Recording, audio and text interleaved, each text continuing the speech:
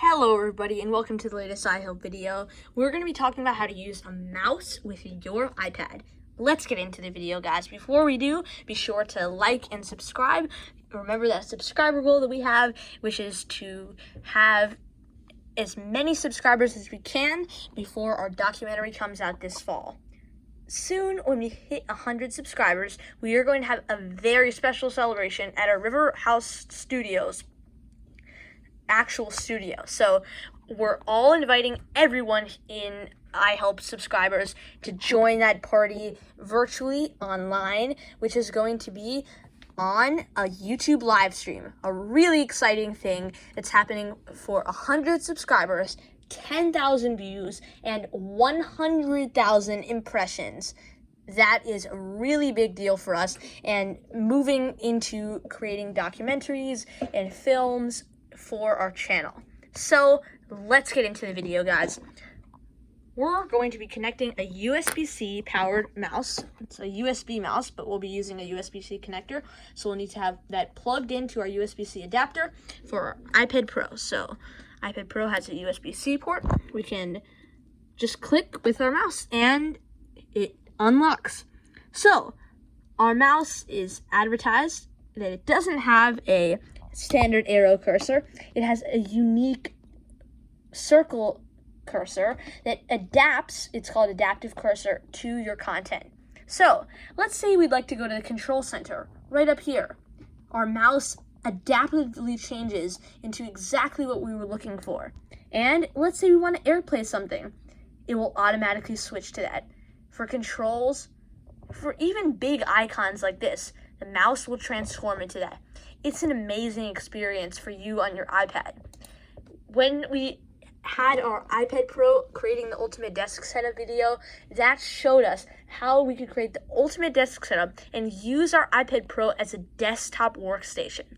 Now, we'll see in apps that this gets transformed even further by adaptive cursor.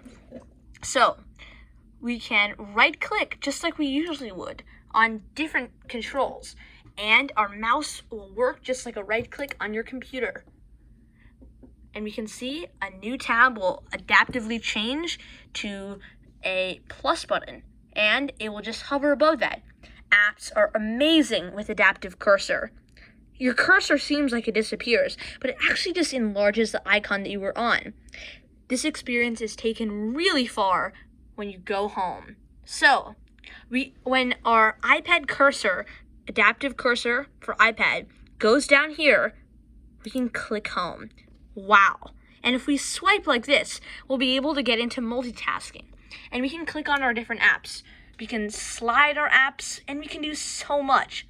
We can even show the dock by just hovering and waiting. We can get home by swiping home just like that, and we can get into multitasking like that too. Multitasking is a little bit hard to get into, but from an app, but you can just select it and you'll get right into it. Really easy. iPad has always been an interface that's easy to use, and it's meant for the user because it's supposed to be simple. To go up to our notification center, we can just swipe up, down, down. So we can go through levels of complexity. So we can go through our app to home screen to back to app to notification center. So that creates levels of hierarchy, which is really great in this iPad OS. Also, we can get to the notification by hovering over the date and time. A really great way to use it. Of course, we can see our keyboard works like that. I wouldn't really recommend using the keyboard with a mouse because nobody does that, but we can. So we can hover above our keys. They do not adaptively change like we wish they did, because who uses a mouse for a keyboard? Let us know in the live chat when this video premieres if you actually do, because that would be pretty cool, and we'd like to hear from you. We'd also love you to come to the iHelp live stream for our celebration. So, those are some really basic features of how to use a mouse and adaptive cursor on your iPad. Be sure to see our other videos. We're so happy you joined us today, and we'll see you in the next video. Remember our subscriber goal, and please like the video. One other announcement is that we have so many videos that are above 100 views, so thank you guys for watching those videos. We just had a video that got released on March 22nd, and it already has past 200 views. You guys, thank you so much for that. We are not getting monetized yet, so we're on that journey. We're hoping to do some fundraisers once we get to 10,000 subscribers. That is not our eventual goal because that's going to take a long time. But thank you for subscribing to us, and we're really happy at 76 subscribers. But we're hoping to get 100 as the time reaches to getting 10,000 views and 100,000 impressions. We'll see you in the next video, guys. Thank you for watching.